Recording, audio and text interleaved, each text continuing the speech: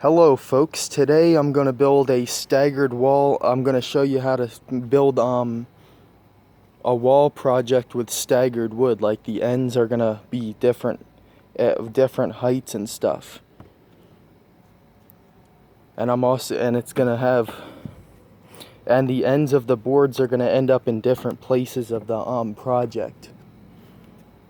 Kind of like a sloppy kind of thing.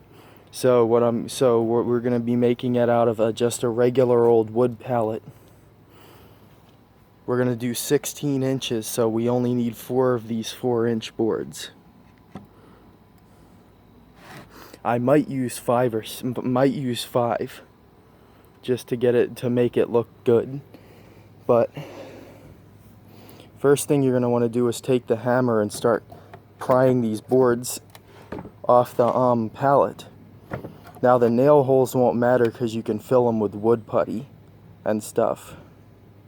You could just wood putty those holes over. But the first thing you're going to do is rip off the boards with a hammer. You need a claw hammer for this. You could probably use a crowbar if you have one, but you got to be careful or you'll crack the wood. You don't want to crack it too much. Cracks may look good, but you don't want too many cracks on your project. So that's step 1. Okay, so we got our 5 pieces of wood. We had a problem with one of them. It snapped. A piece broke off the edge. But you got 5 pieces of wood here. I was going to use 4 because I wanted it 16, but 4 wouldn't look as good. So I did 5 for 20 inches. So what you're going to do is put them aside for now. And you're going to cut just maybe an inch or 2 smaller than your regular board. Now this is a very old piece of wood from the deck, which we just got stained. I don't know what part of the deck it came from. I think underneath the door, possibly. But we're going to cut this piece of wood, this piece of pressure treated wood. But since I'm doing 20 inches with these boards, we're going to cut 19 or 18 inches, 3 supports 19 or 18 inches long with this saw. After you get done that, I'm gonna cut these boards. I'm gonna make a couple cuts on each board. But this piece of wood we're gonna cut into 3 18-inch pieces of wood. Okay, so all our boards have been cut correctly. I cut these boards at different lengths, at measurements between 28 and 32. Some of them are 30, some of them are 28, some of them are 31. The next thing you're going to do is choose where you want to cut the boards to stagger them.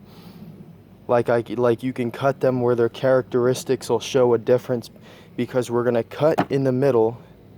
We're going to separate 2 ends, then we're going to take these ends and end up joining them together where those other 2 pieces of wood were joined before. So what you're going to do, we're going to choose our area. Like for instance, you could span the board and then maybe I can cut here where the nut is. And the best thing about this is if I join this nailed end up, the end with the nail hole, to the end without the nail hole, it'll show that it's more than 1 piece of wood in each slat. So you're going to do that by measuring out to where you want to cut it. Or you could just take the square and rip a line wherever you want. Then you're going to cut it off with the saw. Okay? So I've got all the pieces cut, and as you can see, I've laid them out to what they're going to look like. The ends are going to be staggered. They're not going to be have any relativity in how they're not going to have any relativity in how they're set up. They're all going to be different areas. There's different areas that I cut. I'm going to place a bar down the center to reinforce that area right there.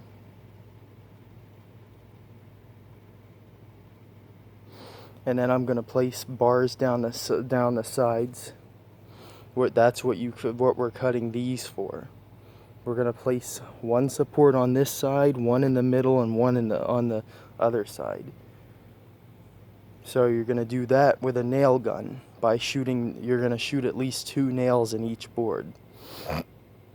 You can cut extra supports from the wood you have left over. So after you get these boards like this, you can start nailing the support boards to them. Okay, next we're gonna fill some of these nail holes. We're gonna fill with wood putty. I'm using Elmer's wood filler because I don't buy expensive wood putties, but I used this to fix my bass guitar yesterday. There's my bass guitar right there. There's the neck, perfectly polished and smooth and everything, and here's the body. I gotta fix that paint. That paint is very rough, in rough condition. But I gotta fix the paint with some steel wool and sandpaper. I'm getting the gold hardware for it, but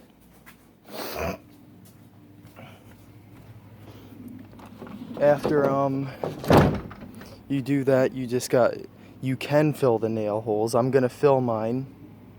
I might fill mine, I'm not sure. It might take some time.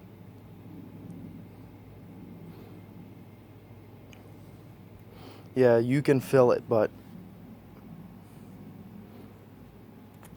just to make things go by faster, I'm not gonna fill mine.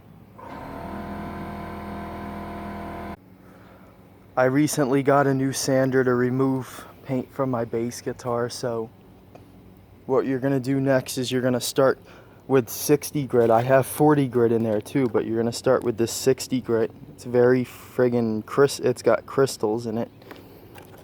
It's diamond sandpaper, but what you're gonna do is this is a Velcro sander. It's a random orbit sander, as it says up here. It's an orbital sander. It removes wood way faster than the sander I've been using in my videos. You're gonna sand it with 60, and I'm gonna move to 80, then 120, and 220.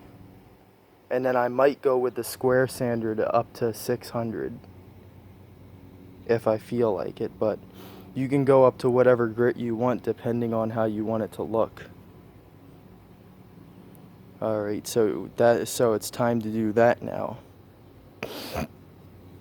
Now with a random orbit sander like this is hook and they call it hook and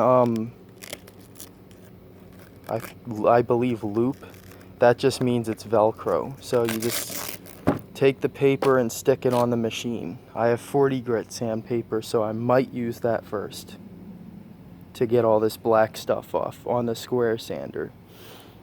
It doesn't fit on this because it's a sticky sandpaper, but it'll work on a square sander because 40 grit sandpaper, because circular sander paper is just big enough to fit on a square sander.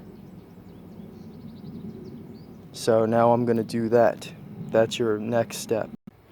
Okay, so we're done with this project. This ain't gonna be done on camera, but I'm gonna stain this and then we're gonna put a saying on it. And then we're gonna mount it on the wall next to the counters that in the house.